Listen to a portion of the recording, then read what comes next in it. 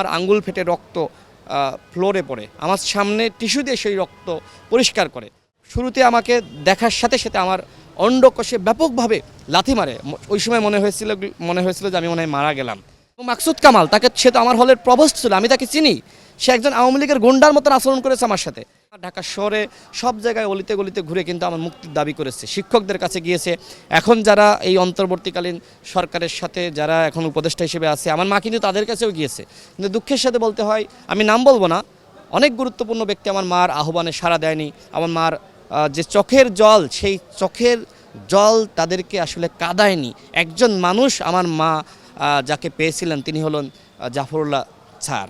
দর্শক, কালে কণ্ঠে আপনাদের স্বাগত। আপনাদের সঙ্গে আছে আমি জুনাইদ আল হাবিব এবং আমার সঙ্গে রয়েছেন গণ অধিকার পরিষদের সাধারণ সম্পাদক রাশেদ খান। আপনাকে স্বাগত কালো কণ্ঠে। ধন্যবাদ।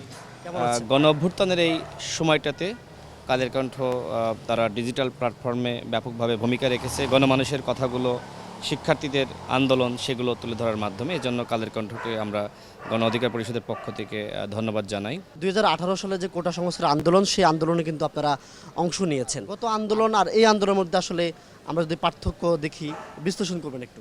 2024 সালে কোটা সংস্কার আন্দোলন, এটার বীজ আসলে কিভাবে বপন হয়েছিল? এটার বীজ বপন 18 সালে হয়েছিল এবং সেই আন্দোলনের মূল নেতৃত্বের জায়গায় আমরা ছিলাম। আমি ছিলাম, নুরুল হক নূর ছিল, হাসান আল মামুন সহ আমাদের যারা নেতৃবৃন্দ আছে। আমাদের ওই আন্দোলন একটি সফল আন্দোলন ছিল। পরবর্তীতে 2021 সালে একটি রিট করা হয় এবং সেই রিটের প্রেক্ষিতেই মূলত 24 সালে মুক্তিযোদ্ধার সন্তান নাতিপুতিদের জন্য যে 30% কোটা ছিল সেটি ফিরিয়ে আনা হয়।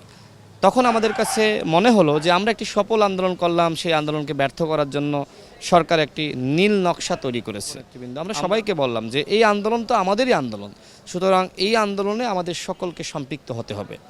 এবং সবাই সেভাবেই কিন্তু জেলা পর্যায়ে, বিশ্ববিদ্যালয়গুলোতে বা যে যেখানে পেরেছে সবাই কিন্তু নেতৃত্ব দিয়েছে।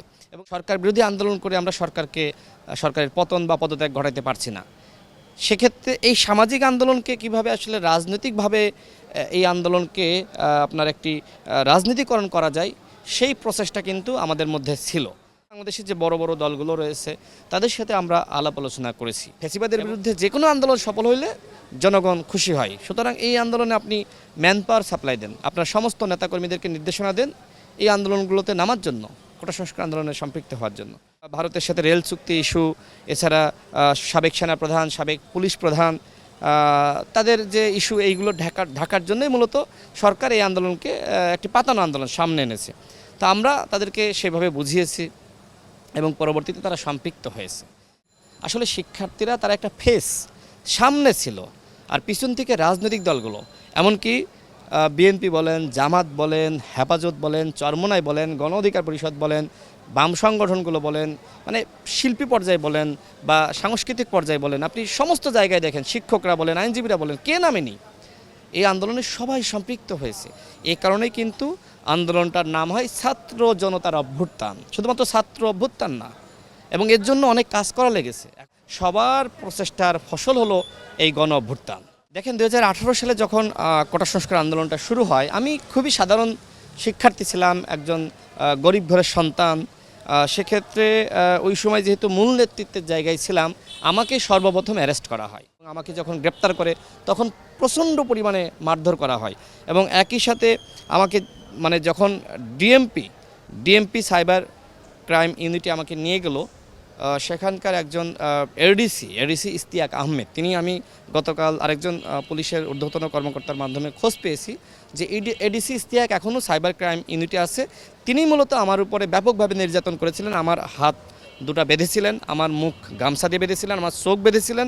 বেঁধে তিনি ব্যাপকভাবে আমার উপর প্রায় আধা ঘন্টা তিনি টর্চার করেছিলেন। একটা পর্যায়ে আমার আঙ্গুল ফেটে রক্ত ফ্লোরে পড়ে, আমার সামনে টিস্যু দিয়ে সেই রক্ত পরিষ্কার করে।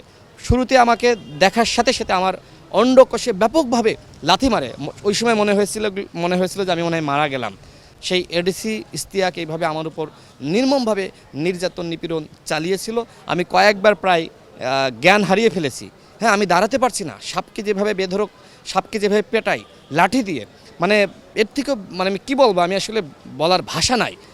এডিসি ইস্তিয়াক একজন ভয়ঙ্কর চরিত্রের police officer.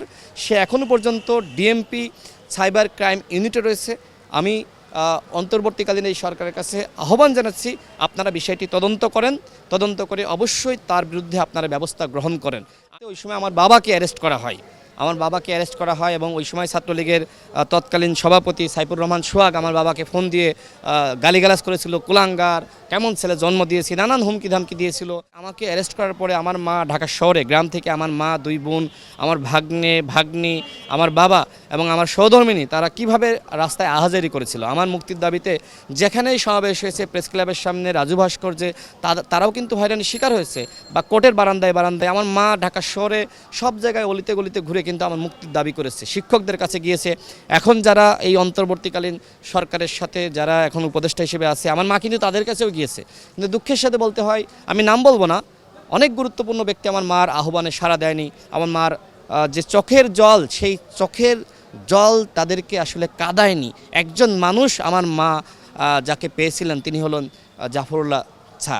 Zafrullah Chowdhury sir, গণস্বাস্থ্য কেন্দ্রের যিনি আসলে আপনার প্রতিষ্ঠাতা ছিলেন।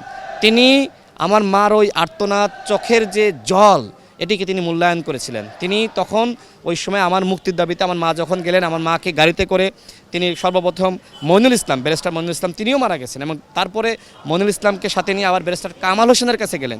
এই যে 3 জন ব্যক্তি পরবর্তীতে কোর্টে যান, কোর্টে গিয়ে বলেন যে এই কোটা সংস্কার আন্দোলনের সাথে সম্পৃক্ত যারা নেতৃত্বদানকারী, রাশেদ খান সহ যারা আছে, যাদেরকে গ্রেপ্তার করা হয়েছে, মশিউর রহমান, মাহফুজুর রহমান বা যারা আটক হয়েছিল, সবাইকে মুক্তি দিতে হবে।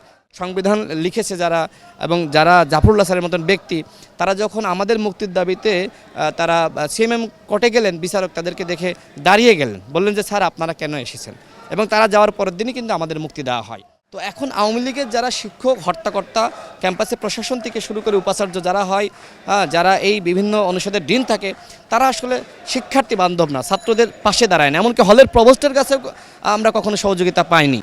এবং মাকসুদ কামাল, সে তো আমার হলের প্রভোস্ট ছিল, আমি তাকে চিনি, সে একজন আওয়ামী লীগের গুন্ডার মতন আচরণ করেছে আমার সাথে। একদিন আমি তাকে ফোন দিই যে স্যার, আমি তো 5.5 বছর আমি হলে ছিলাম, এখন হল থেকে আমার জামা কাপড় আমি কিচ্ছু আনতে পারি না, আমি এক কাপড়ে বের হয়ে এসেছি, কারণ 8 এপ্রিলের পরে আমাকে আর হলে ঢুকতে দেওয়া হয়নি। তিনি আমাকে প্রশ্ন করেন, তুমি না শিবির কর্তা, শুনছি তোমাকে হল থেকে মারধর করে বের করে দিয়েছে। আমি বলছি যে স্যার আপনি এগুলো কি বলেন, আপনি বলে যে এই যে নিউজ হয়েছে ইত্তেফাক পত্রিকায়, 71 টেলিভিশন, নানান উদাহরণ অনুযায়ী। আমি বলেছি স্যার আপনি খবর নেন, আমি 5.5 বছর হলে ছিলাম। এই যে দেখেন তার কথাবার্তা, দেখেন আওয়ামী স্টাইলে কথাবার্তা। এদের মতন মানুষ আজকে বিশ্ববিদ্যালয়গুলো নেতৃত্ব দিচ্ছে। এবং আবার যদি আমরা যাচাই বাছাই করে আমরা যদি ভিসি নিয়োগ না দিতে পারি, প্রক্টর নিয়োগ না দিতে পারি, তাহলে কিন্তু আওয়ামী লীগের লোকজন, আওয়ামীপন্থীরাই কিন্তু আবার ভিসি হবে, প্রক্টর হবে, তাহলে জেলা সেই কদু। যে কারণে আমরা দাবি করছি যে একটা কমিশন গঠন করেন, নিয়োগ কমিশন বা নিয়োগ বোর্ড গঠন করেন, তার মাধ্যমে যাচাই বাছাই করে নিয়োগ দেওয়া হোক। অন্যথায় আনুগত্য করবে যে তাকে নিয়োগ দিবেন, এটি তো হতে পারে না। যোগ্যতার ভিত্তিতে বিশ্ববিদ্যালয়গুলোতে ভিসি নিয়োগ দিতে হবে, প্রক্টর নিয়োগ দিতে হবে, অন্যথায় শিক্ষা ব্যবস্থার কখনোই পরিবর্তন হবে না।